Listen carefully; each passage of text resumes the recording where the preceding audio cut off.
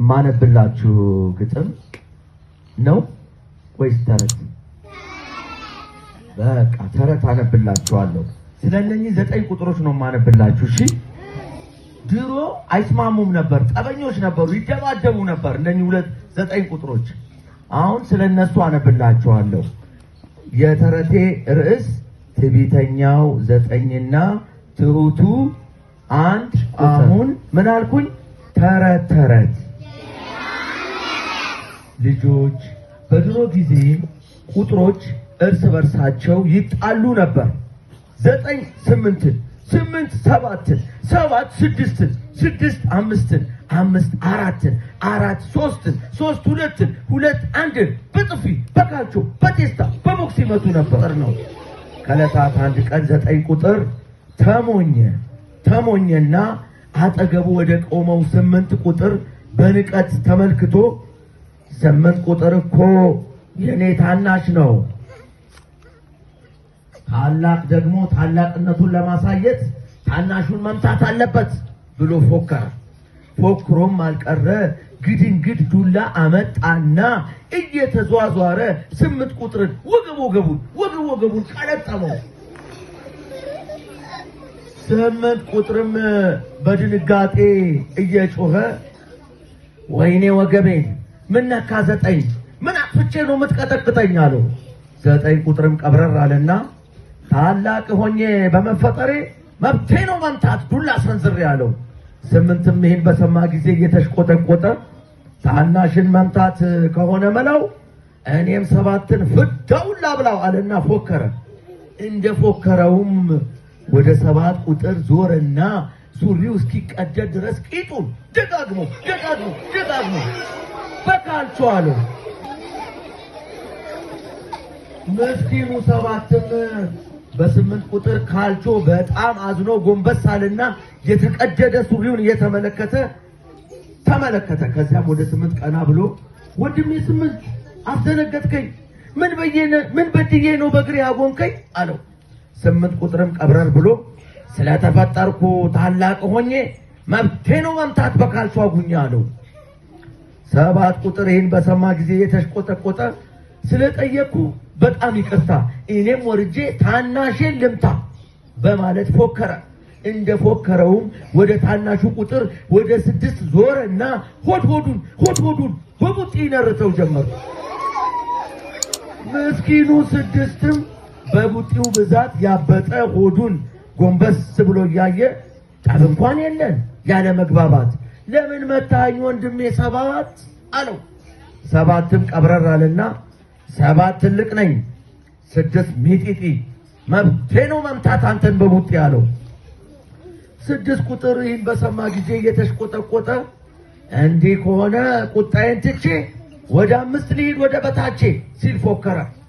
እንደ ፎከረውም ወደ 5 ቁጥር ዞሮ በቴስታ እንካቅመስ እያለ ያጣድፈው ጀመር። ምስኪኑ 5 ቁጥርም ከቴስታው ኃይለኝነት የተነሳ 5 ቦታ ያበጠ ግንባሩን እያሻሸ ምን አጥፍቼ ነው ምን ብበጠብጥ በቴስታ ያልከኝ ግንባሬ እስኪያበጥ ሲል ጠየቀው።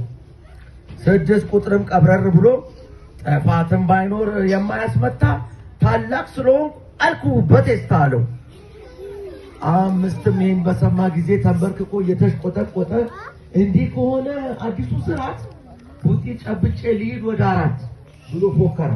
እንደ ፎከረውም ወደ 4 ቁጥር ዞሮ በቡጢ ያጣድፈው ጀመር። ልጆች 4 ከቡጢው ብዛት እጥፍጥፍ ብሎ ባፍጢሙ ተደፋ። ከወደቀበት ተነስቶም ጠየቀው፣ ይህ አንተ ቡጢ ደፋኝ ባፍጢሜ ምን አስቀየምኩ 5 ወንድሜ አለው። 5ም ቀብረር ብሎ እኔ ታላቁ እኔ ጉልበታም 4 ታናሼን ለምን አልመታም አለው። ምስኪኑ 4ም የተሽቆጠቆጠ ይቅርታ አድርግልኝ ገባኝ ወዳጄ፣ እኔም 3 ቁጥርን ላቅምሰው ሄጄ ብሎ ፎከረ። እንደ ፎከረውም ወደ 3 ቁጥር ዞር ብሎ በቡጢ ያጣድፈው እና በቡጢ ሲያጣድፈው ልጆች የፊት ጥርሶቹ ከድዱ ላይ ረግፈው መሬት ላይ ጠብ አሉ። ምስኪኑ 3 ቁጥርም ወልቀው የወዳደቁትን ጥርሶቹን በተመለከተ ጊዜ ቁጣው ገነፈለና አሁንስ በዛ ከመጠን አለፈ ምን በድዬ ነው ጥርሴን ያረገፍኩ ከማለቱ 4 ቁጥር ከእርሱ በላይ ቱጋለና እንዳትጨርሰው ቁጣ እንግታት መብቱ ነው ታላቅ ታናሹን መምታት ብሎ አይኑን አጉረጠረጠበት። ምስኪኑ 3 ቁጥርን በሰማ ጊዜ ከቁጣው በርዶ የተሽቆጠቆጠ ስለተቆጣው በጣም ይቅርታ እኔም ወርጄ 2 ልምታ ብሎ ፎከረ። እንደ ፎከረውም ወደ 2 ቁጥር ዞረና በካልቾ ጠለዘው። 2 ቁጥርም ከካልቾ ኃይለኝነት የተነሳ የተቀደደ ሱሪውን ዞር ብሎ ከተመለከተ በኋላ እግዞ ይህን ጉድ ማመን አቃተኝ 3 ቁጥር እኔን ለምን ነረተኝ ሲል ጮኸ። 3 ቁጥርም ቀብረር አለና እኔ ታላቅ ነኝ እኔ ጉልበታም ታናሼን 2 ለምን አልመታም አለው። 2ም ይህን በሰማ ጊዜ ከ3 ቁጥር እግር ስር ተንበርክኮ አሁን ገብቶኛል በጣም ይቅርታ እኔም ወርጄ ታናሼን ልምታ ብሎ ወደ 1 ቁጥር ዞረ። ምን መዞር ብቻ ኃይለኛ የሆነ ጥፊ በሆነ ጥፊ አጮለውና አንገዳገደው። ምስኪኑ አንድም እንደምንም ተንገዳግዶ ቆመና ከጥፊው ኃይለኝነት የተነሳ የተላጠ ጉንጩን እያሻሸ በጉልበት አምላክ 2 ተረተው ምን አጥፍቼ ነው የምንረተው ሲል ጠየቀው። 2ም ቀብረር ብሎ እኔ ትልቅ ነኝ አንተ ታንሳለህ ጉንጭህን ባጮል ምን ታመጣለህ አለው። 1 ቁጥር ይህን በሰማ ጊዜ ወደ ታላላቆቹ ዞር ብሎ እናንተ ሞኞች ታናሽ አትምቱ ፍቅርና ህብረት ያደርጋል ብርቱ አለና ወደ ታናሹ ወደ 0 ዘወር አለ። ምስኪኗ 0 በታላቋ በ1 ቁጥር የምትመታበት ሰዓት እንደደረሰ አስባ እየተርበተበተች ወይኔ 0 የለኝም ጉልበት ቡጢ እርግጫውን መቋቋምበት ምን ይሆን ምቱ እኔን ጨነቀኝ ይህ 1 ቁጥር መቼም አይለቀኝ በጥፊ ካለኝ ጉንጬ ይላጣል በቴስታ ካለኝ ግንባሬ ያብጣል በቡጢ ካለኝ ጥርሴ ይወልቃል በካልቾ ካለኝ ልብሴ ይቦጨቃል እያለች ስታለቅስ 1 ቁጥር ሰማትና የምን ለቅሶ ነው የምን ዋወይኔ እንብለጣቸው ቆመሽ ከጎኔ አላት። 0ም ጥሪውን ሰምታ ፈራ ተባ እያለች ከ1 ቁጥር ጎን ቆመች። ብሉ 1 ቁጥር 0 ምንም የላትም ትንሽ ነች ባዶ ነች እኔ በልጣታለሁ ብሎ ሳይንቃት እና ሳይጣላት ከጎኑ እንድትቆም ባደረጋት ጊዜ ከሁሉም በለጠች። ስንት ሆነች?